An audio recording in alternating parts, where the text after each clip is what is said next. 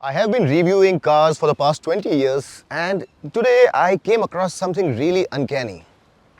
This car right here is a CBU, which means that it attracts a lot of duty. So for 50 lakh rupees you're getting a car which can actually get you from 0 to 100 in less than 4 seconds. Can take you for over 650 kilometers in electric range. And this thing is big. For context, this is longer than the Hyundai Ioniq 5 and it is loaded to the gills with features. It's an electric car, goes like the stink, and I'm still not able to figure out if these guys manufactured this car here, what sort of ridiculous value this specific machine would have offered. And just have a look at it. It looks properly sporty and it's really spacious from the inside too, so it's not impractical. However, there are some downsides. I really urge you to watch this video till the end because there will be quite a few revelations and you'll love it. Let's get started with that. Now, I want you to have a look at this car. It looks nice, it's sporty, it's premium, and it will turn heads. Not in a timeless kind of a manner like a Ferrari or a Porsche, but it's got a well-proportioned stance to it. It looks beautiful. I'm not a big fan of this ripple design here, but this car looks alright to me. It's not bad at all. Maybe the body color of the front bumper could have been a little bit down to not have this black color here. But overall, I really think it's a beautiful looking car. It gets these twin LED lights and this DRL, these ripple lights that I talked about. By the way, this is a 4 unit, this is not functional, this is not an aero bit. But all in all, it looks like a beautiful car to me and it's really long. So for context, as I mentioned, it's a really big car and in profile, it gets an enormous 2920 mm of wheelbase. It's actually longer than the Ioniq 5 by 165 mm. And if you compare with something more mainstream like the Verna, it's a massive 265 mm longer. It's really wide and while it does not look very tall, it has sufficient headroom inside also, so practicality is pretty big here. And underneath this bonnet you have 50 liters of storage space as well. Insulation not required for an electric car, but it's there anyway. And coming towards the sides, it continues to impress. These massive 19-inch wheels are aero bits. You have this BYD design panel here. This also has a very nice and interesting kind of a design here. Flush fitting door handles, teardrop style mirrors, and a really massive curved sunroof as well. And this is quite different from the usual sunroofs that you have because this is silver plated.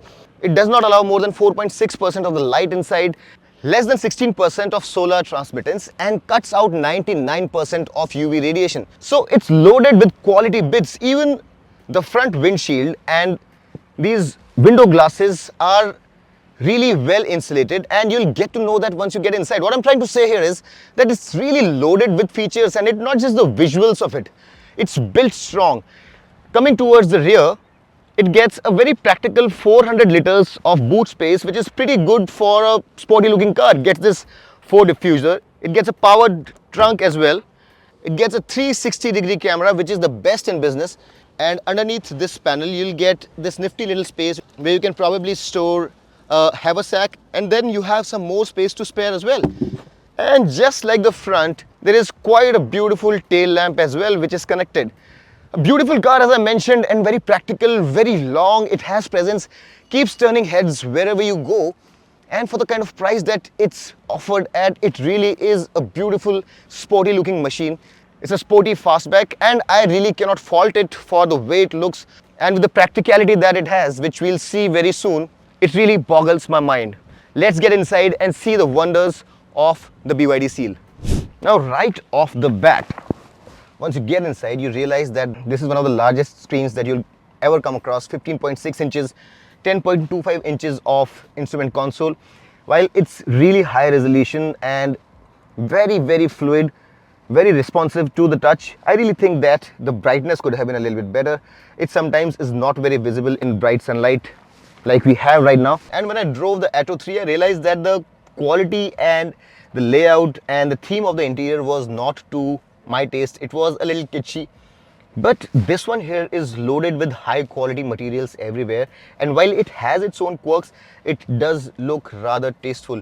Even the dashboard is very beautifully done. You have these beautiful soft to touch materials here, 2-color contrasting stitching, suede leather here, and most of the materials here are high quality. This steering wheel is genuine leather, the seats are genuine leather, and the piping and everything else, the quilting, everything has been done really well. These seats are heated and ventilated. You have twin wireless chargers here, and this drive selector also is a gem of a unit. What BYD likes calling it is the heart of the ocean, and it looks really nice, and they have done it rather well. Even the cup holders are adjustable for height, and you have this massive storage space where you can really store a lot of stuff. It can gobble up everything, so it's high on practicality as well. The glove box is not too bad, and if you can have a look at the door panels, the door panels also get water bottle holders everywhere. What I'm trying to say here is that while the car looks really sporty from the outside, it is very practical and very comfortable. The quality of the seat cushioning is also fantastic. I'm getting very nice bolstering here, and while the headrest is not adjustable, I really think that it can accommodate a wide variety of heights. Another great thing is that while this car looks low slung from the outside, getting in and getting out can be a little bit tough, especially for the elderly, but the headroom here is not a problem at all, and I'm really surprised with how much space this car has inside. Now, to add to all of that practical space, you have this space as well, where you can probably put a small bag or other knickknacks, and you also have a Type C and Type A chargers here. So it's really big on practicality. Now, the seats are of course electrically adjustable, and it gets electrical lumbar support as well. The thigh support, as you can see, is pretty good as well, but what it misses out on is memory function for the driver's side seat. So I really think that had there been memory function, even if it was two-way, it would have been really nice. Also, the passenger side seat also gets electric control, so that's a good thing. Now, it also gets a 12-speaker DAN audio system, which is fantastic sounding, and for the class, I really think that BYD have nailed it. It sounds really nice, and it also gets a subwoofer in the boot. If all the space that I showed you was not good enough, you also have this little coin holder here. Now, as I was mentioning, this is one of the biggest screens out there in the business, and it's not just the size of it, it's the features that it's loaded with. You name it, and this car has that feature. And one of the impressive features that this car has is the response to the voice commands. And the moment you say, "Hi BYD," it instantly responds, and the response to the voice commands is really amazing. "Hi BYD, rotate the screen." Okay, rotating the screen. "Hi BYD, open driver side window." "Hi BYD, close driver side window." I'm not able to control blinds.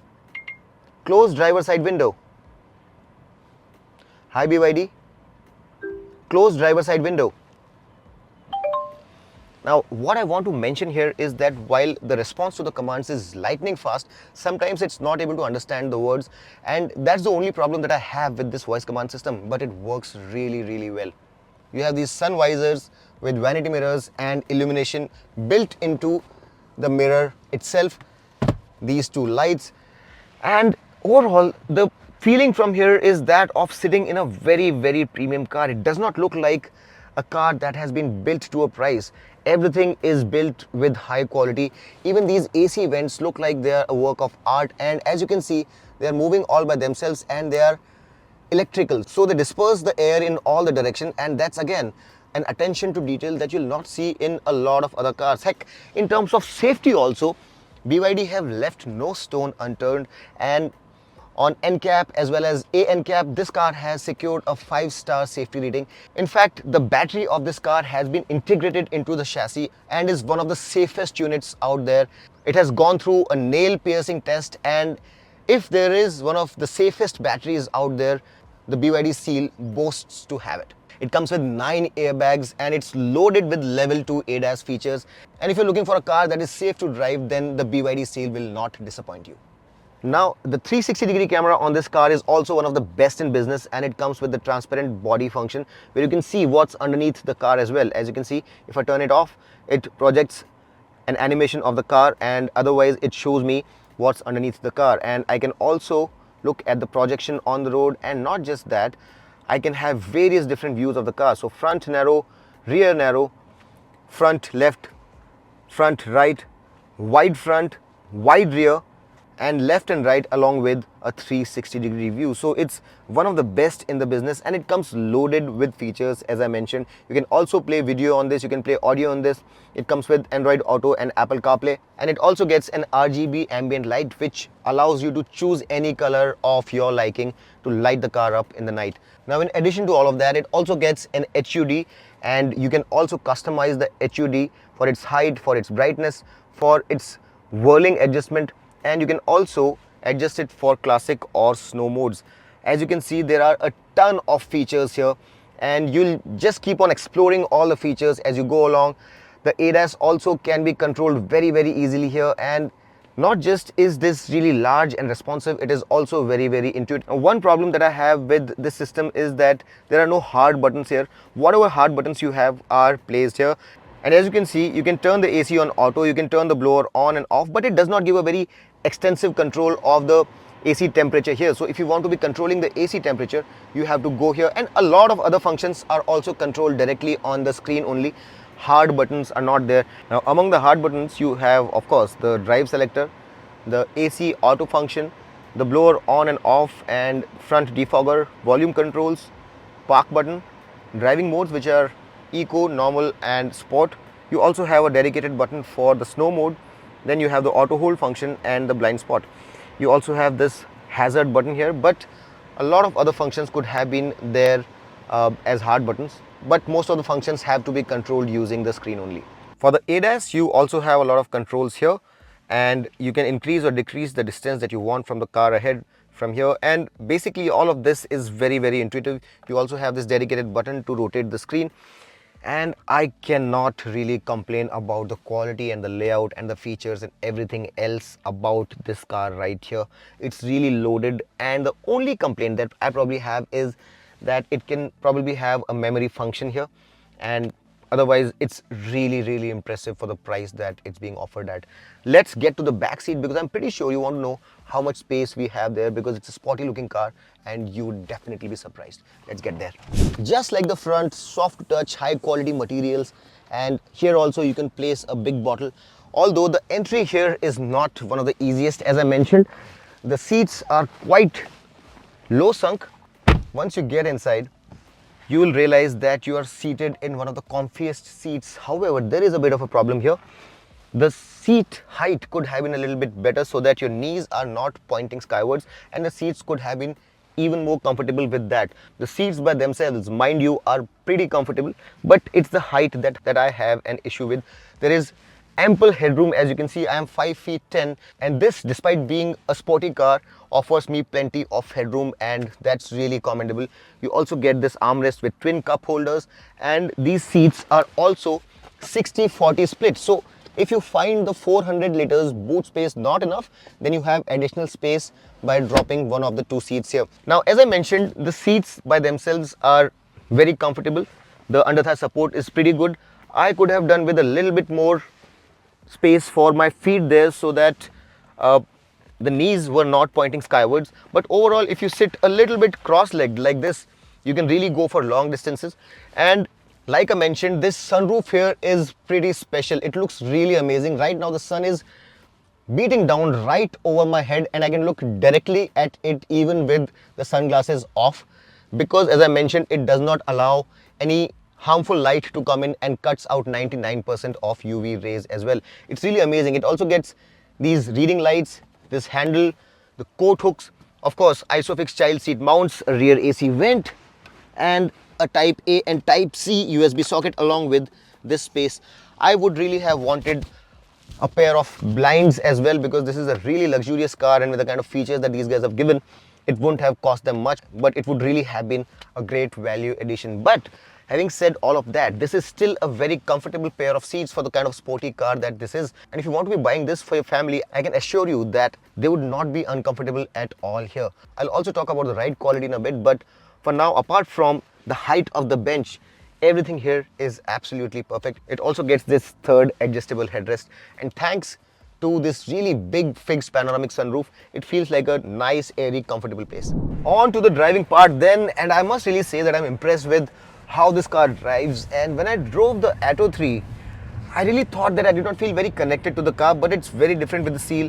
And to start off, the weight balance of this car is such that both the axles get exactly the same weight, and it really adds to the balance, the planted stance of the car, and the feeling that you get from behind the steering wheel. The steering is really well sorted. It feels very neutral, very well weighted, and thanks to the 19-inch wheels and 235 section tires, the car always feels very squat, very planted, and very poised no matter what speeds are you doing.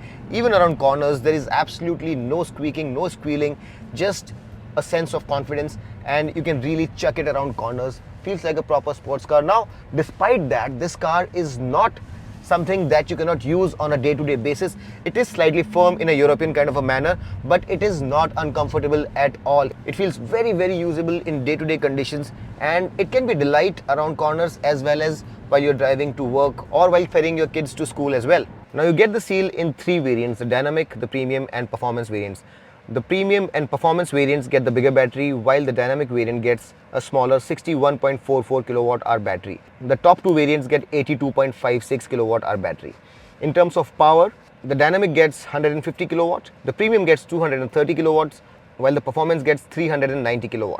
In terms of torque, the Dynamic variant gets 310 Newton meters, the Premium variant, which is this one, gets 360 Newton meters, while the Performance variant gets a whopping 670 Newton meters of torque. Now, in terms of acceleration, the Performance variant can take you from 0 to 100 in 3.8 seconds. The Premium variant takes 5.9 seconds, and the Dynamic variant takes 7.5 seconds. Another big difference is that the Performance variant gets all-wheel drive, while the other 2 variant gets only rear-wheel drive. The range on the Premium variant is 650 kilometers, which is the most. The Performance variant, because of its better performance, doesn't give you that much range, and the range there is 580. And on the basic Dynamic variant, you have a range of 510 kilometers, which is still very good. Now, the numbers that I'm quoting are NEDC combined cycle, and in the real world, you should be able to get 450 plus on the Premium variant, which offers the highest range of the trio. The acceleration is really brisk, and the good part is that it does not come as a jerk. The acceleration is very progressive, and when you put the pedal down, it really lunges towards the horizon in a manner which can really bring a big smile on your face. I really like the way this car drives. It's really poised, and while it's firm, it's not uncomfortable at all. There's nothing to complain about the way this car drives. The range is fantastic. The insulation is mind-blowing. Everything all around, you have UV cut and acoustic glasses, and you really feel like you're driving a properly premium car. But the ground clearance here is only 145 mm, and while it's fine on even rough roads, even on small and medium bumps, speed breakers can be handled with relative ease. However, when you come across one of those really vicious speed breakers, the long wheelbase of this car and the low ground clearance double up to create a bit of a problem. And today we went to a place where I really thought that the ramp was not all that big of an issue, but we really had to be very careful to make sure that the underbelly of this car did not strike with the hump. So if you want to be using this car on a day-to-day basis, you have to make sure that you'll be driving it only in areas where there are no vicious bumps and the road conditions are relatively good.